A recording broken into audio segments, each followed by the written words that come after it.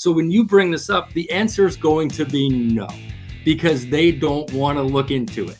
So my whole thing was, I need to know exactly how to do this so that I could literally handhold this person through the process. I basically had Vanguard and T. Rowe Price reach out to the business administrator explaining how to actually do this. And all it was, Sean, was paperwork. It was like 3 pages of paper that the business administrator had to sign off on, sent it back, and we had T. Rowe Price. Welcome to the Teacher Money Show, the podcast dedicated to helping teachers navigate your unique financial challenges and unlock your financial superpowers. I'm your host, Sean Morgan, a full-time educator and personal financial coach and speaker. And I'm here to help every teacher, whether you're a seasoned teacher looking for fresh insights or a new educator navigating your first paycheck, to have a richer wallet, classroom, and life. I'm super excited to have Chris on the show today. Chris was a high school business education teacher for 17 years. He's also taught financial literacy, honors business management, honors investments, and mock trial, and is now in his first year as an assistant principal at an elementary school, which is, exactly the same as teaching, business at high school.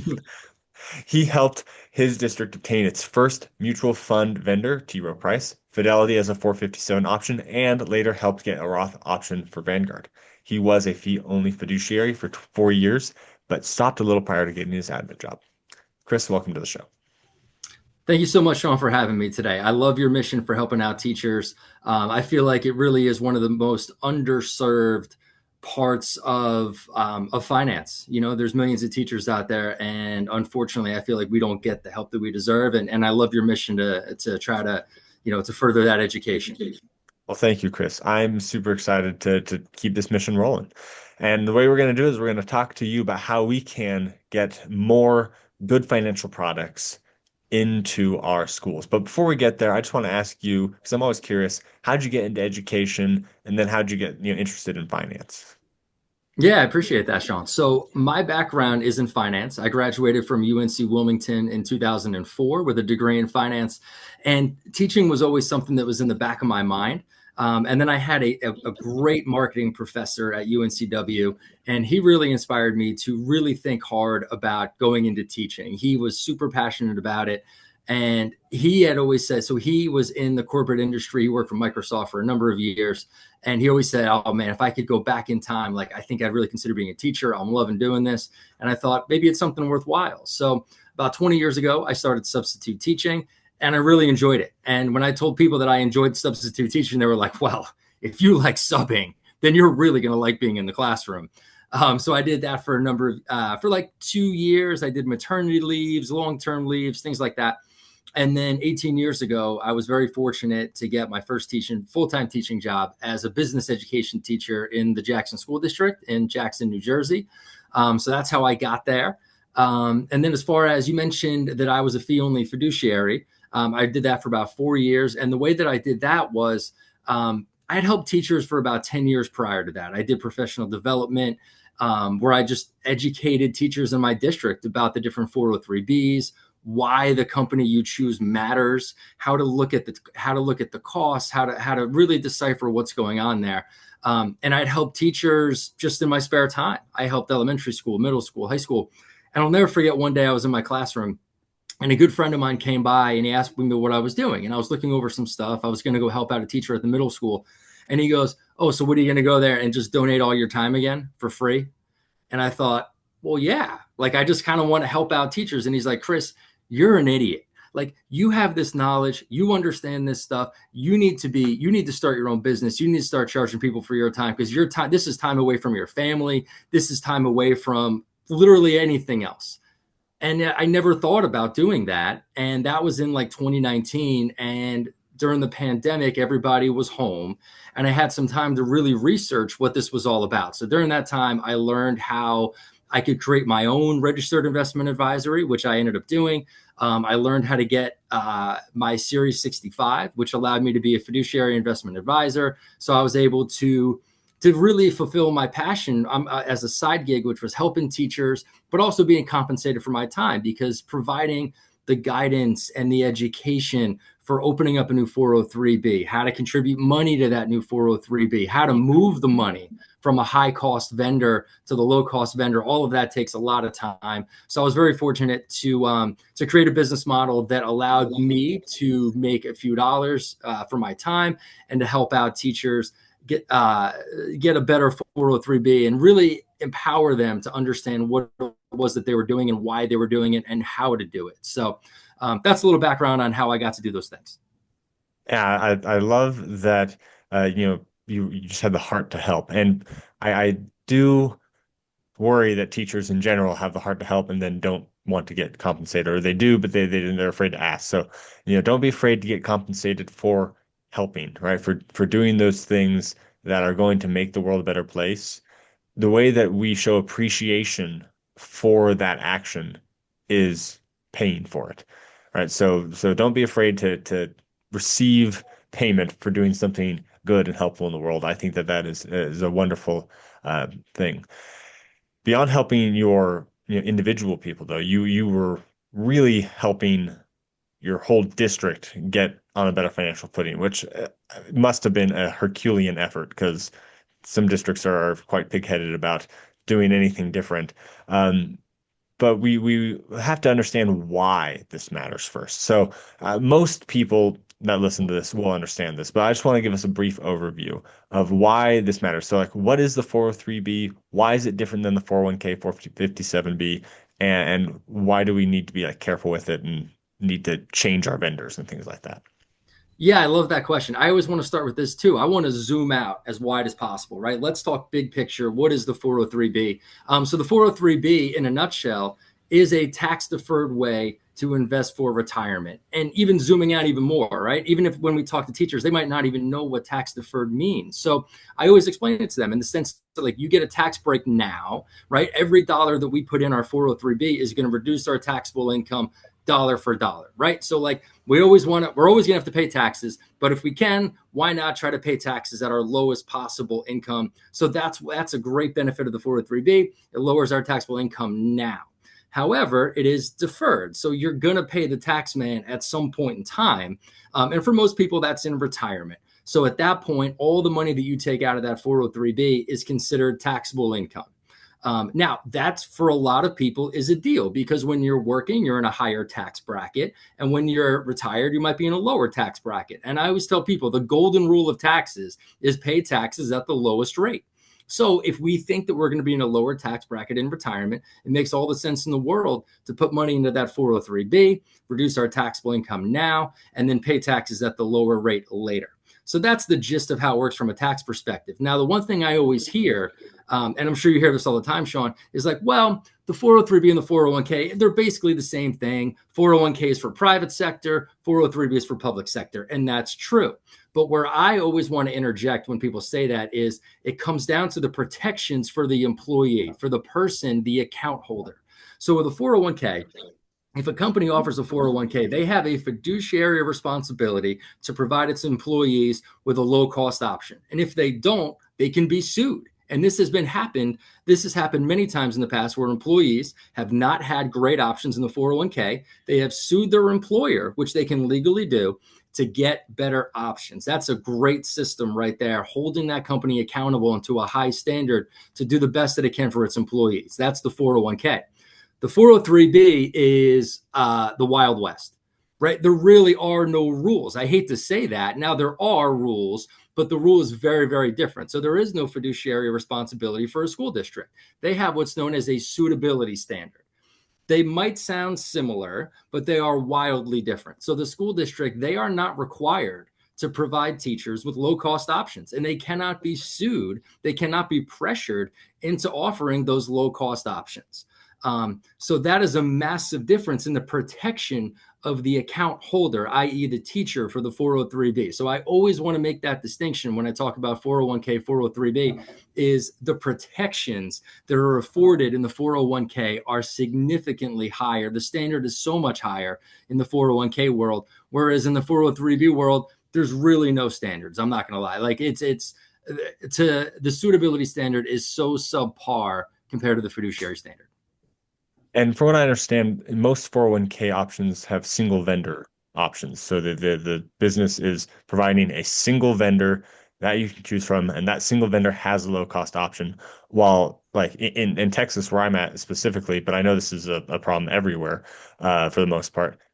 School districts have multiple vendors. In Texas, you are required as a school district to allow any vendor who can meet the basic requirements to offer their products at your school if one of your employees wants it. And all it takes for them to want it is for that person to offer them free donuts, and suddenly they want it. And now you have whatever this vendor is that has met these minimum requirements legally allowed at your school. So these are the types of differences that just would not happen in a Right. 401k. Right. And if I could just throw in something real quick, you're so right about that. That's a huge distinction. I remember talking to some friends of mine in the 401k world, and they were like, wait, you have multiple options? Why is that? Why? Like, what do you mean you have 15 vendors that you have to choose from? Like, who helps you choose this? Like, how does all this work? Like, I was explaining the 403, and they were just like, they were stunned. They were like, I can't believe that this is how this works in this system. And I was like, yeah, that's how it goes. And 15 vendors is low. Okay, Yeah. I had a school that had about 60. And it's just like, who has the time to go through all of these things and try and, weed out the good ones and the bad ones? And this one has the name of a president. This one has the name of, whatever that, I don't know which one's right. This one says mutual. This one says this. It doesn't make any, like, there's no like guidance, anything like that. It's just a really painful process. So that is the problem that we have. That one, schools aren't required to offer low cost options. Two, schools don't offer any guidance because they don't know themselves, right? If you talk to like the leaders of schools, none of them are like, oh, I know what the low cost option is, but I'm not telling the teachers. They probably have the worst one as well because they just haven't done the research and it hasn't been a high priority and it's just not getting done, right? You'd think that your HR director would be like on top of this. They aren't, and I don't know why that is, but it's something that is just a problem that is everywhere, all school districts across the United States. So that's what we're trying to solve today. Well said.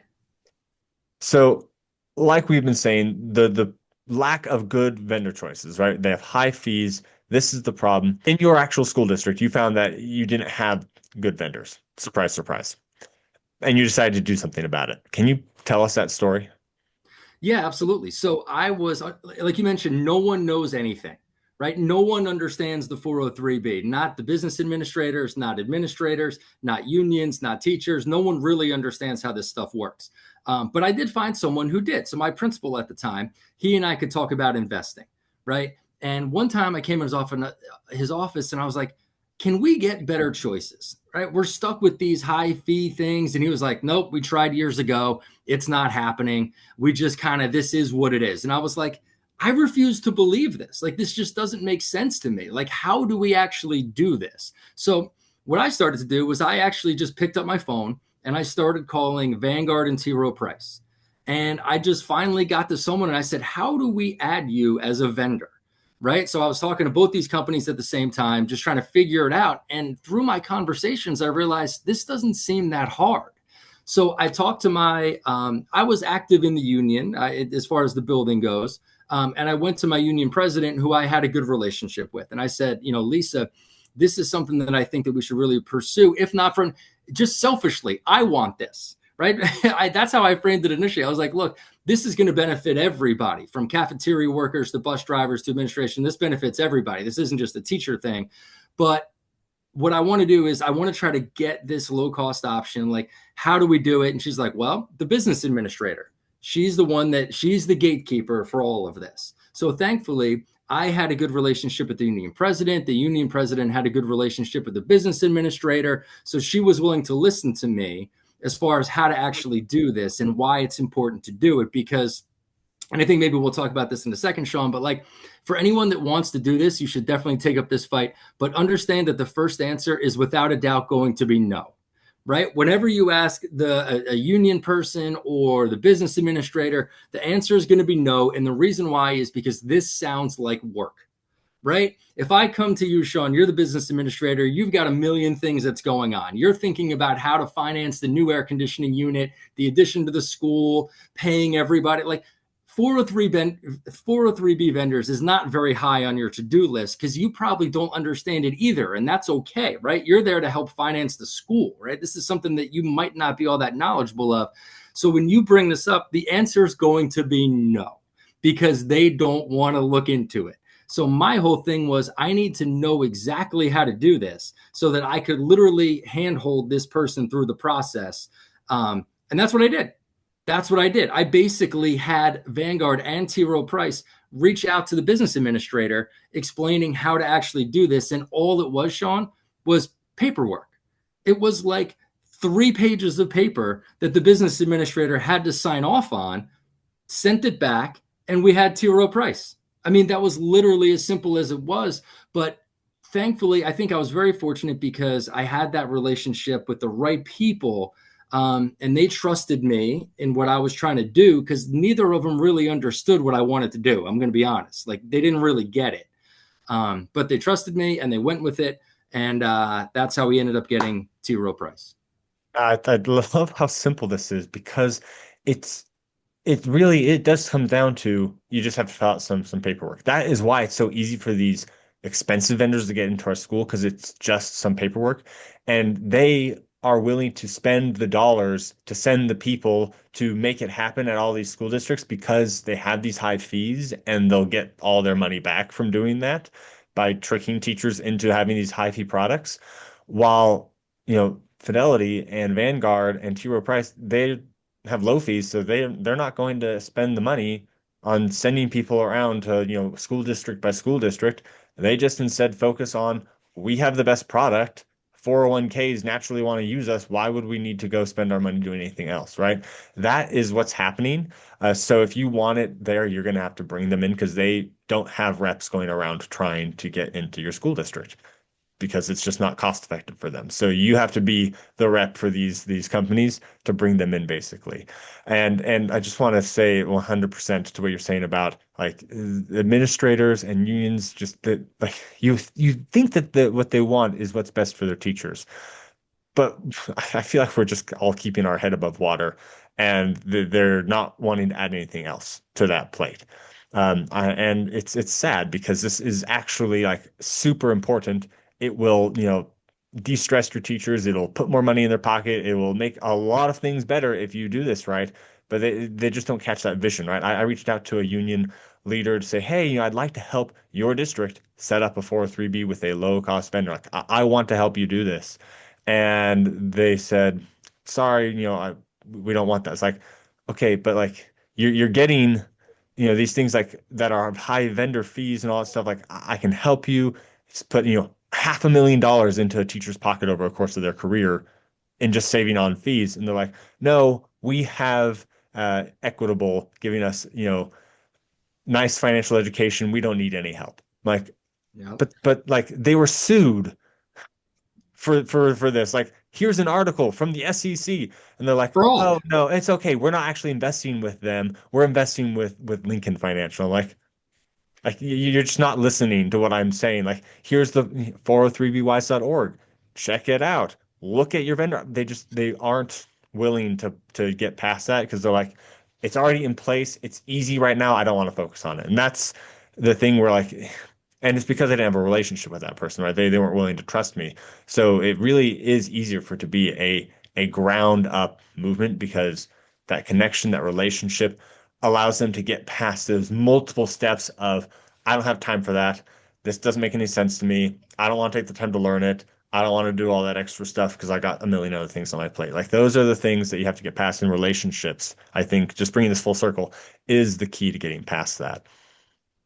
I would totally agree. Can I throw in one more thing there too, Yes, go Sean? for it. Um, I, yeah. So, like, I love what you said about, like, them. It's funny that they were skeptical of you, but not the insurance companies, right? They're like, well, what's in it for Sean? Why is he here? Something's amiss, right? He's here trying to tell us to do this thing. What's in it for him? And because I got that pushback too, right? I kind of heard the little murmurs of, like, well, what's in it for Chris Nye?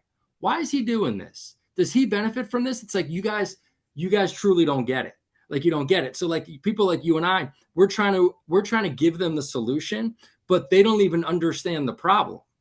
right? So it's like Hmm. they're not, we're trying to tell them that this is what they should consider doing, right? And I always tell people, like, it's your money. You can do whatever you want with it.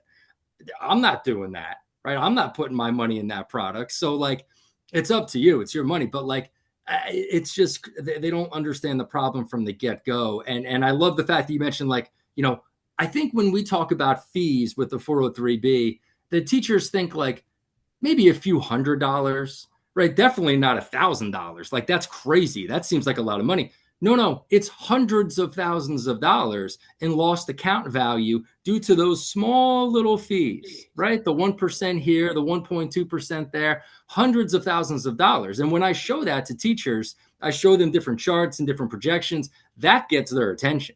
They go, oh my God, like I thought you meant like a few dollars, right? I understand that I'm paying something, right? I know that they have to make money too. I get that. But like, we're talking just in your career, you could lose like 40+% of your account value to these fees that you will never see, right? You will never see these fees broken down on a statement. It's not like your cell phone bill or your cable bill back in the day. Like, you will never see these fees. And that's one of the challenges too that we have here, Sean. It's like, because I've done a lot of presentations and I talk about fees, and I've had people chase me down in the hallway and they show me their equitable statement. They go, Chris, show me the fees. I want to see the fees. I want to see what you're talking about. And it's like, it doesn't work that way.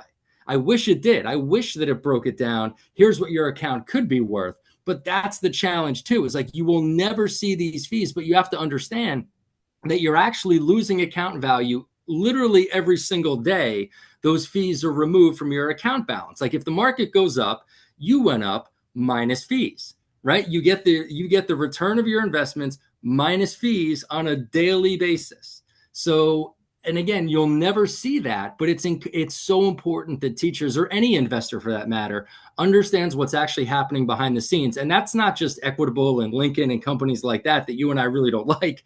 It's Vanguard does it that way. Fidelity does it that way. It's just how the mutual funds, it's how the game is played. And it's so important for us to understand that. So I'm sorry for going off right there, but you're so right, Sean. Yeah, I mean, I don't blame them for not being like, well, here's your how much it grew, here's how much we took, and here's how it's going to affect your long-term trajectory. By the way, we took, a third of your money. Like, that's just not what they're going to do, right? So you have to, do the math yourself and project it yourself, which is difficult. But yeah, just getting those fees out there and showing the impact, it's hard because, like you said, people don't understand what the problem is. And I really wish we had a loudspeaker in every single school where we could explain the problem, because it's just not getting through right now. But once again, we can't fix every school right away, but we can hopefully fix the school that we are in with some tenacity, some hard work on our end, and end up with some good products when we're done, just like Chris did.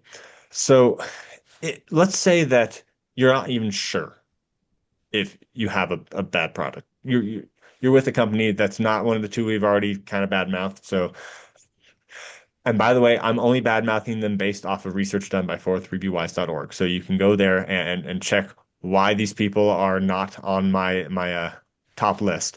But like, how can we figure out if these companies are not good companies for us to be investing in? What do we look for?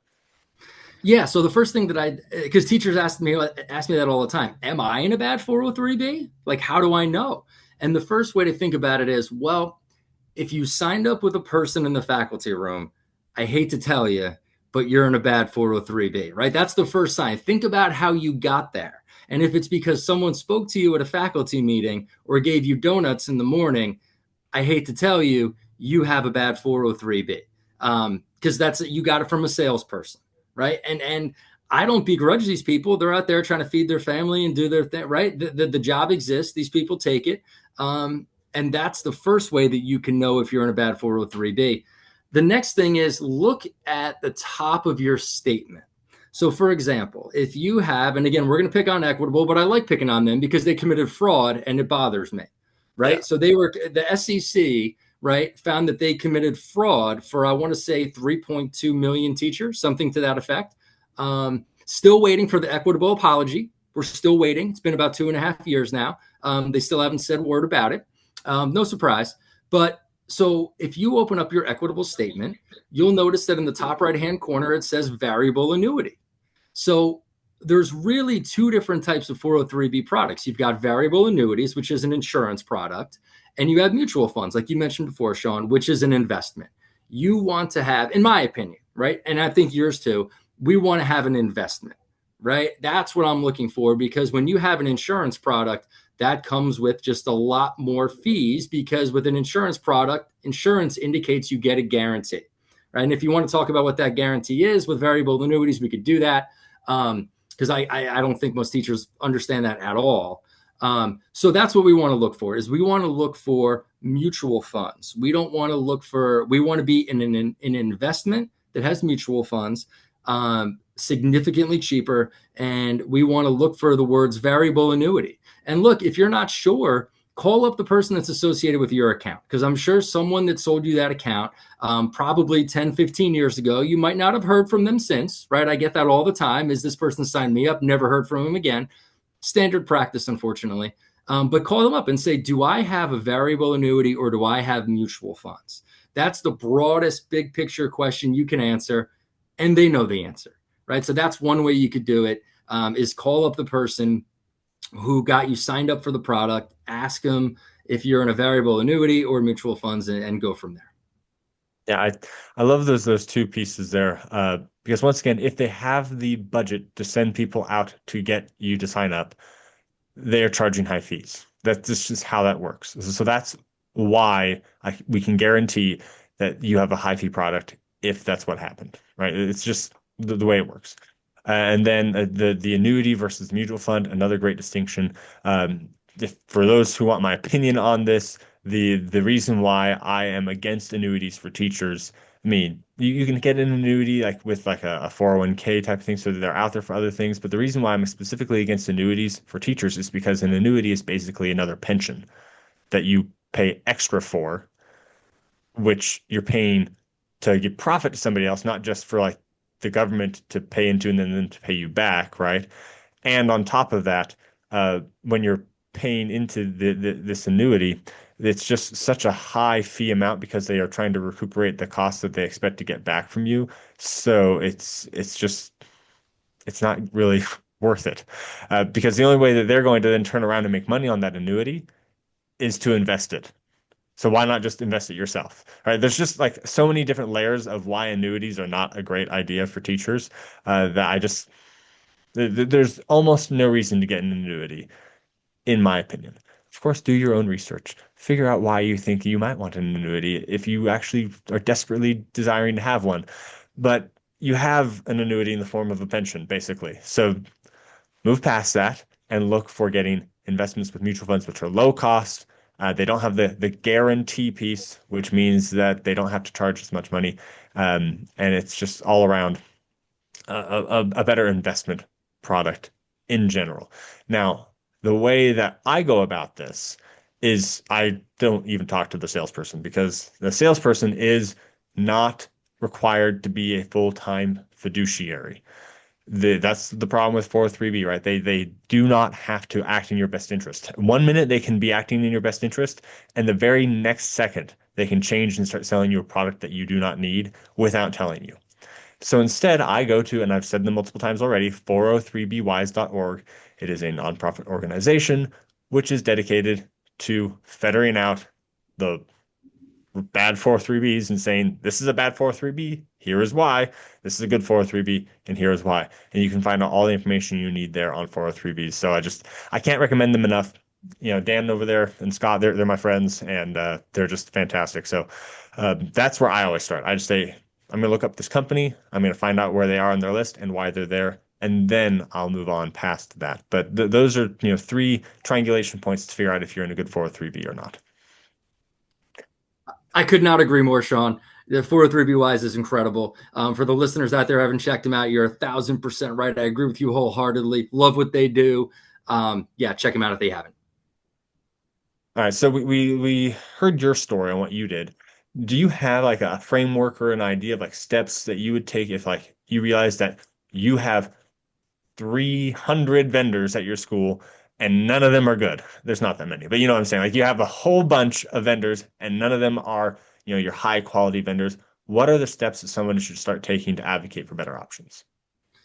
Yeah, so I would say build a coalition. The more people that you get involved in this, the better. Like, let's say that I'm going to use you as an example, Sean. Let's say that that this is you in the school district. You're teaching as a history teacher, right? You're one person. You're a history teacher who sends an email out to the business administrator. Again, the gatekeeper, right? The BA is the gatekeeper of the 403Bs.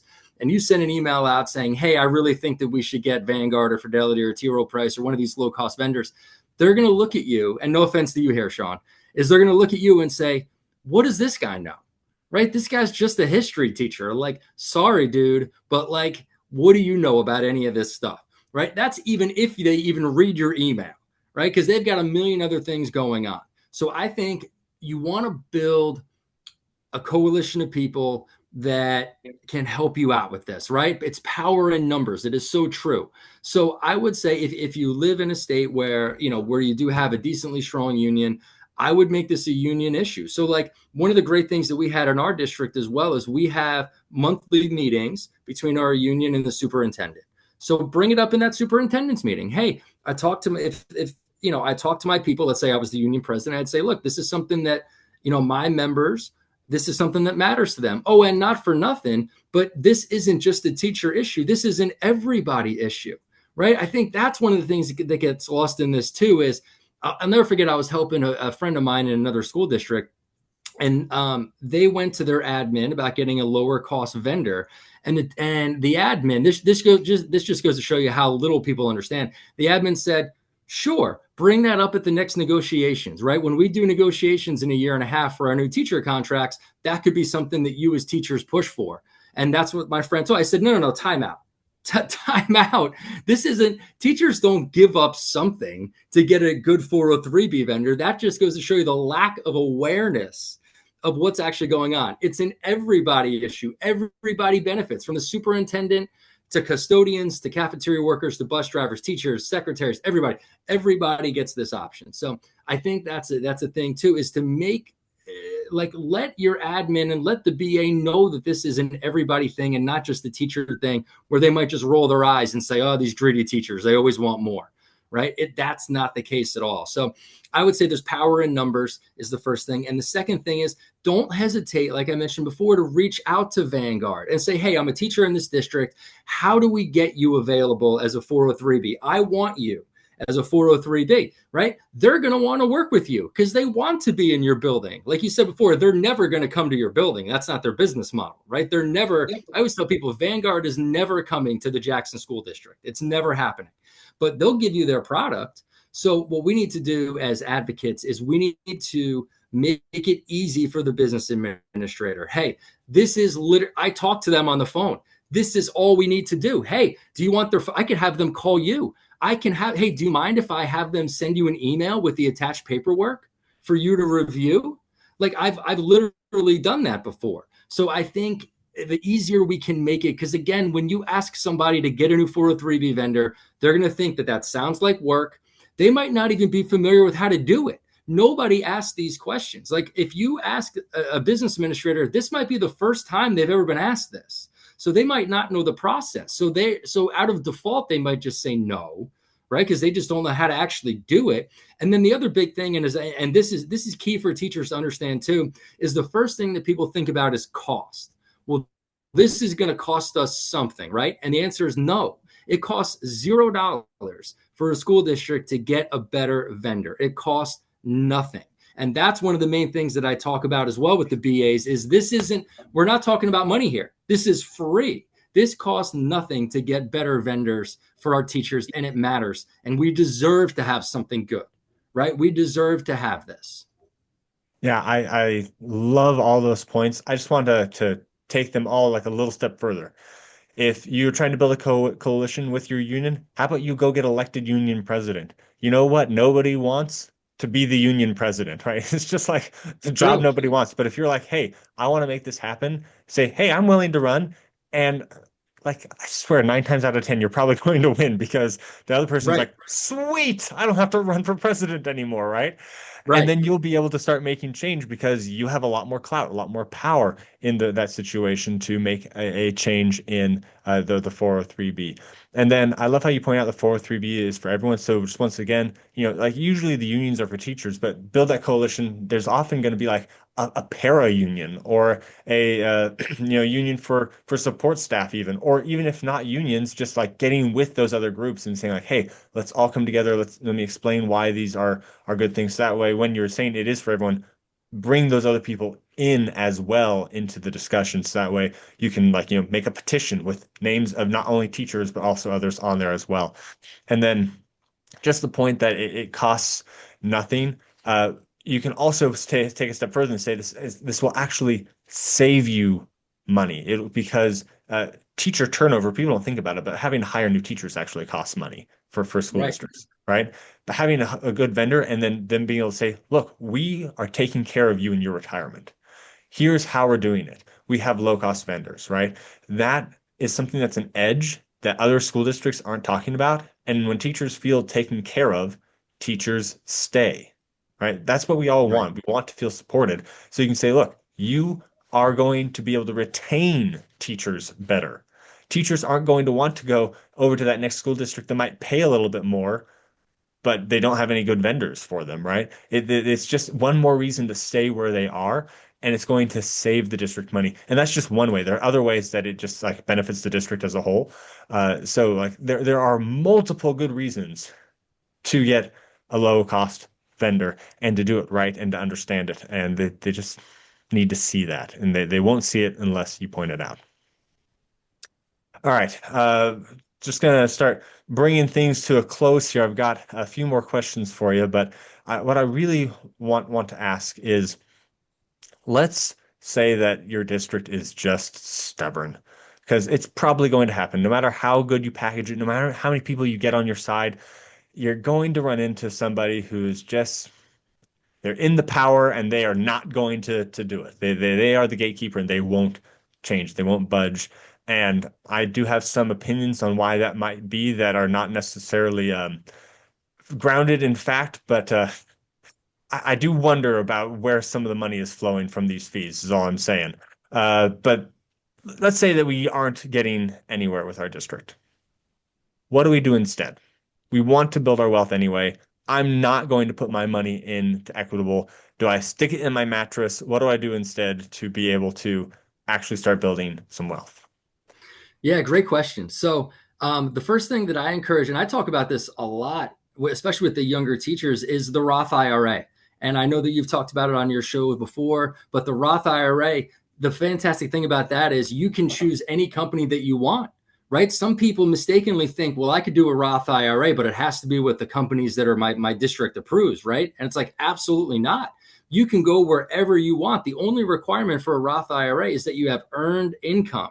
That's basically it. So like one of the first things that I encourage teachers to do, especially young in their careers, where like we can get that tax-free compound growth over decades, is to open up a Roth IRA. And since we're calling out companies, full disclosure, like I have all my money with Vanguard, right? So I ended up getting Rowe Price with the district. We ended up getting Vanguard a little bit later. I kind of changed my investment philosophy a little bit. I went from actively managed funds down to just index funds with Vanguard. That's where my money is, full disclosure. So, like, I have a Roth IRA, my wife has a Roth IRA, and my number one financial goal every year, without fail, is to max out my Roth IRA and max out my wife's Roth IRA. Because as teachers, Sean, we don't have the problem that some people have, which is, oh, I make too much money for a Roth in education, and you're smiling, right? It's just never happening, right? So we're always going to be eligible for that Roth IRA. I can't imagine a scenario where me and my wife aren't going to be able to contribute to a Roth IRA. So that would be my first guess. Go ahead, Sean. Yeah. No, I was just gonna say, yeah, I'm kind of in a similar, but I mean, like my current school, we have a great single vendor 403b option because the guy that started my charter school knew what he was talking about. He's like, yeah, we're not doing this whole like any vendor coming in. Like we have a single vendor, and it's not like a high quality vendor by himself, but the options that my school has allowed for are all great options. So that's, fantastic. But before that, when I was in the district that had like 60 options, I don't remember the number, but it was a ton. Like I had no idea what I was doing when I started looking at that list. And I know this stuff, and I was still overwhelmed, right? Right. So what I did instead is I opened up a Roth IRA with Fidelity. So, you know, listeners in the show know that I talk about Fidelity all the time. I didn't do Vanguard because I didn't fully understand Vanguard when I first started, and Fidelity was easier to open. They are both Right. great The companies. So technology's better. yeah. So, just the point is like if you would like to open one, you can go Vanguard, you can go Fidelity. If you choose to go Fidelity, please go to teachyourmoneyshow.com/recommendations, and you can use the link there. And then I think we both get like $50 or something when we open an account in fund. I don't know. I actually don't know what they do for you when you go through my account, but I know it helps both of us out. I Yeah. probably should know that. But the point is that it's a good, low cost place to put your money in a Roth IRA. I also opened up my own HSA because I didn't like the HSA option that I had at my school. So like you can do almost anything through one of these companies if you just don't go through your school district, right? If Right. they refuse to add Fidelity or T. Rowe Price or Vanguard or Charles Schwab or any of these, like lower cost companies, then just invest on your own, right? Do it on your own. And Absolutely. it's actually the guys at 403BYs have kind of just stopped suggesting the 403B, which is ironic since they're called 403BYs. But it's like the Roth IRA is probably, once again, it's your situation. Figure it out yourself with your own, you know, fee only financial advisor or planner. That's full-time fiduciary. Don't take my word for it, but most likely the Roth IRA is the best option, just because of our relatively low salaries and the ability to invest anywhere you would like. I agree. 100%. Okay, well, we're wrapping up here, so I've got my just last two questions I ask all of our guests. The first one is if someone has a question they want to talk to you more about, advocating for better 403B, Chris, how can they get in contact with you? Yeah, so my email, my email that I had for my company for years, I still use it as like a personal email, is pretty simple. It's just 403bsolutions@gmail.com. So if anyone's interested, if they're hearing this and they want some, some more guidance on maybe advocating for a better 403b or really anything, like feel free to shoot me an email. I will check it. I will respond to you. I promise. I love just helping out teachers. That's really just what I love to do. So if they have any questions, feel free to reach out to me at that email address, and I would love to, I would love to coordinate with them. I love it. Thank you so much, Chris. I've got my last question for you. What is your number one tip for teachers to have a richer wallet, classroom, and life? Yeah. So for the richer wallet, I would say the first thing is don't ignore the power of compounding. Start as early as possible. Sometimes if you read these geeky, I'm sure you do as well, Sean, you probably read some geeky economic articles. And there's an argument now that says, well, actually, like when you're younger, you should borrow more money and don't worry about investing just yet and blah, blah. I completely disagree with that. I think that's insane. I would say I'm yet to meet a teacher that didn't say, God, I wish I started earlier. Right? No teacher I've ever talked to said, you know what? I started at the right time. Said by no teacher ever. Right? They all say, I wish I could go back in time. Start doing that as soon as you possibly can. My son is 14 years old. He had his first job this summer where he was the badge checker at the beach. He's 14. He's got a Roth IRA because I'm a crazy person. Right. So I went in there. He's been investing for the past few months now, 14 years old. I'm trying to build that compound interest as much as possible. So start as early as you can. And the other thing for your wallet, I would say, is if you just do one thing, if you just did one thing, because you mentioned before, Sean, it's overwhelming for teachers. This is not our forte. This is not something that we feel confident and comfortable doing, but it's never been easier to be a successful investor because if you just put your money in one thing, I love target date retirement funds. If you just put your money in one thing, choose a target date retirement fund that kind of matches where you might turn age 65, right?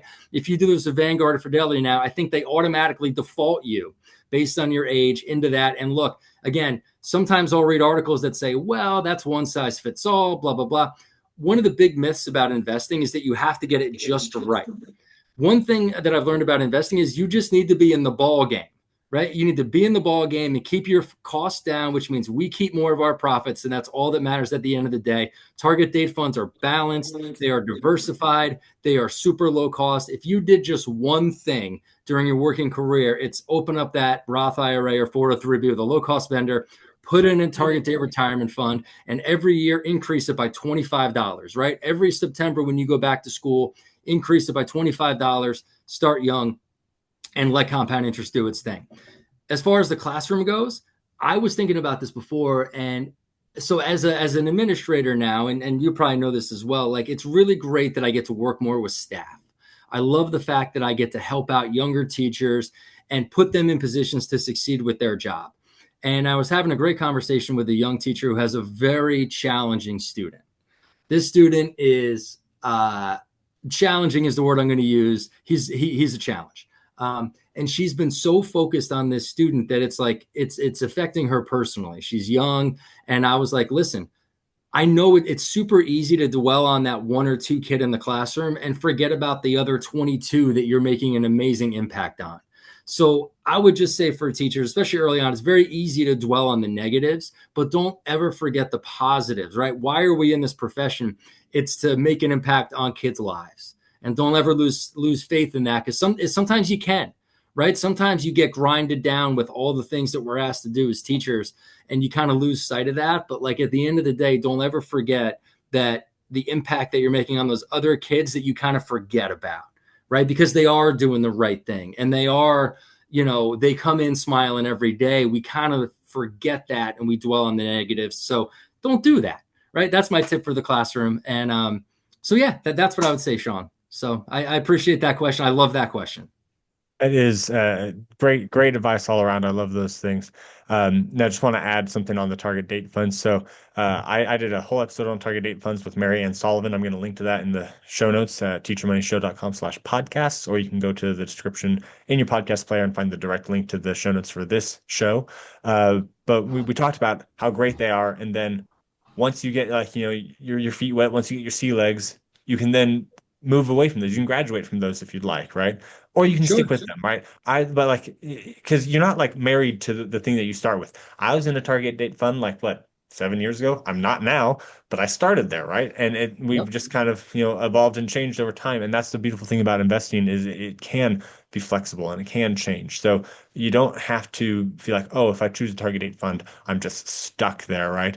But don't be like, well, I can't get started because I don't know enough. Because if you don't know enough, target date fund is the way to go. One more thing I add about target date funds is because of how heavily they start weighting bonds in the target date fund as you get closer to retirement, I usually recommend that teachers kind of push it past 65. This is just, my personal opinion. Once again, do your own research, figure it out yourself. But that way you keep that bond rate lower since we have that pension that will come in that will kind of act as that safety net for us. So bonds are there to be a safety net for our retirement. And you need less of them when you have a higher pension, right? And, Yep. that's the whole idea there. So that's just something to consider about target date funds. Once again, figure it out for yourself which you think is best, whether it's just choosing that 65 date or the next one over. But those are the things to think about in that target date fund area. All right. Well, Chris, this has been a great conversation. I have loved talking to you about the 403B. I'm so happy for your school district that they have a low cost vendor option now. And I hope that you've inspired some people to go and do the same for their districts. And you keep doing what you're doing, Sean, right? Keep cranking out these podcasts, keep cranking out you're doing just one teacher at a time. That's what I always say is like, it's, we're trying to really, hopefully we end up helping out more people, but it really just starts with one teacher at a time, because I feel like once teachers understand what's going on, they want to tell more teachers, right? They're like, hey, do you know we're getting screwed? Did you know we're getting hosed here? Right? It just, but because we as teachers, we believe that knowledge is power. So hopefully by just educating one teacher at a time, it has like that compounding effect in that sense as well. So keep doing what you're doing. I love it, man.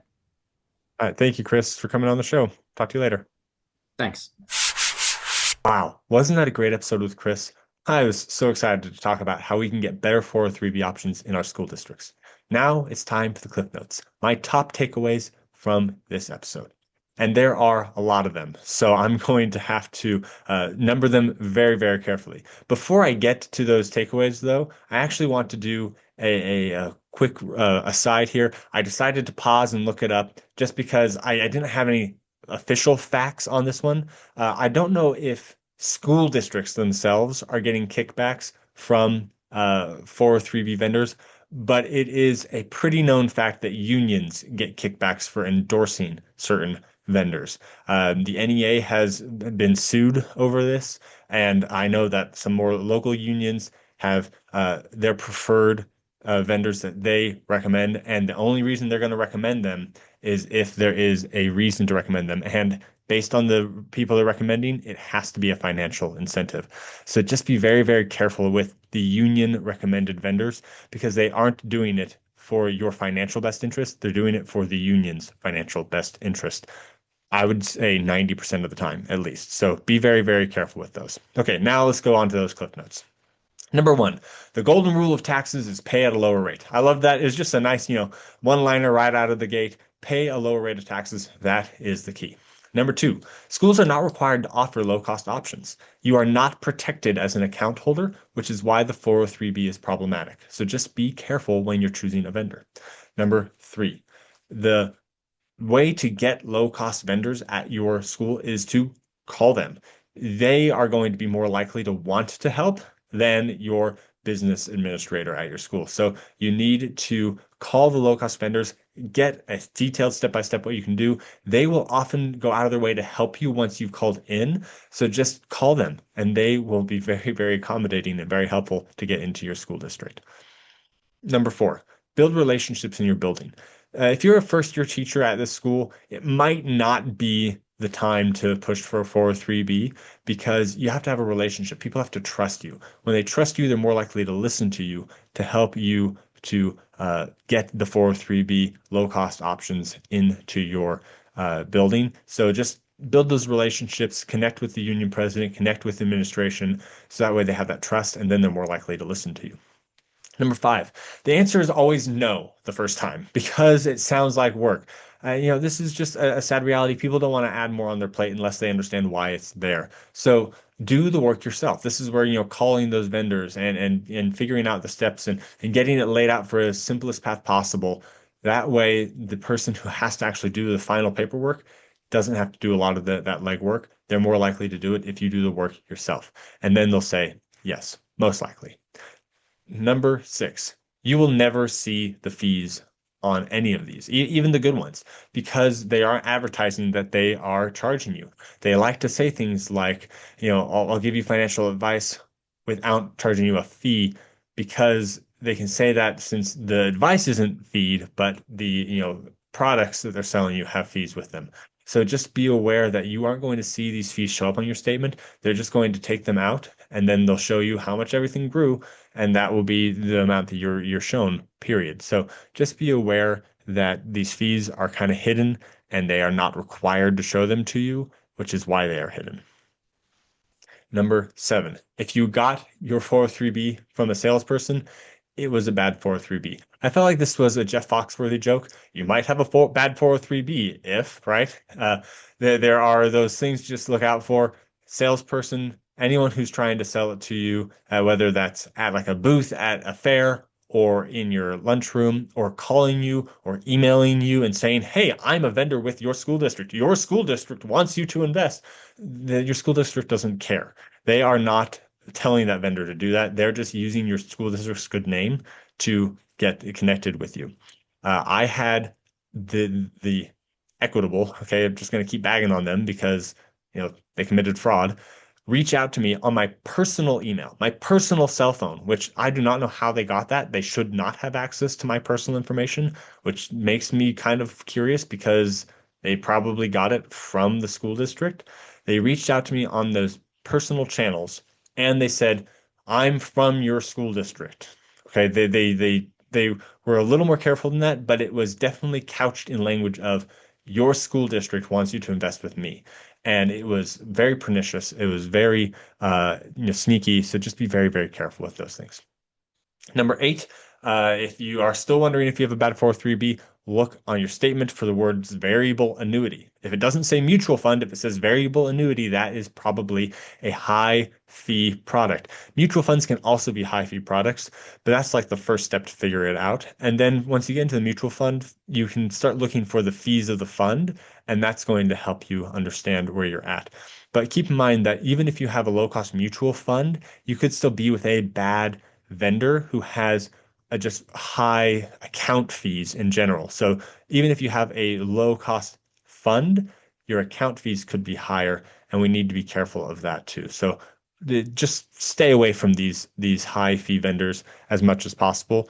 But you can just start, figuring out where you can put your money for now as you're trying to work out where you want to go next, by checking for mutual fund versus variable annuity. Number 9, if you are trying to get a good low-cost 403b into your school, build a coalition to get it changed. Get the union involved. Get other people that are not teachers involved. The 403b is for everyone, and it costs nothing. So there is no reason for them not to do it. Number 10, the Roth IRA is the alternative. If you just cannot get it to go, the Roth IRA is the way to go, because the Roth IRA is, generally speaking, going to have low cost options if you choose the right one, and you will be able to invest with tax-free growth, which is generally recommended for people that make low incomes because you're already in a low tax bracket. Once again, check for your own personal financial situation. And finally, number 11, don't ignore compounding. Get started right now. It's never been easier to be a successful investor, so start. Even if it's just doing a target date fund, because getting started, getting that compounding rolling is really the place where your investing is beneficial in the long term. So those are my 11 takeaways. This was such a great episode because it had so many clear things that you can do, so many clear ideas that you can take and put into play to get low-cost 403bs at your school and really make a difference in your teacher's long-term financial position to help the teachers in your district become wealthy. But remember, regardless of what we do with our 403b, as a teacher, you are already rich. Your wallet just needs to catch up. If you would like help on your personal financial situation, go to teachermoneyshow.com/coaching, and you'll be able to find different ways I can help you there. If you would like to participate in spreading this message of financial empowerment to teachers, I would encourage you to talk to your administrator or to your district level about going to SeanKMorgan.com to find more information there. And regardless of which one of those you need, please like and subscribe so that way we can spread the reach of this more. Leave a 5-star rating and review. That's going to help more teachers find this, and then turn around and tell a teacher friend. I really appreciate it. The contents of this podcast are informational in nature and are not legal or tax advice, and neither I nor my guests are engaged in the provision of legal, tax, or any other advice. You should not act upon this information without first seeking appropriate advice from an accountant, financial planner, lawyer, or other professional.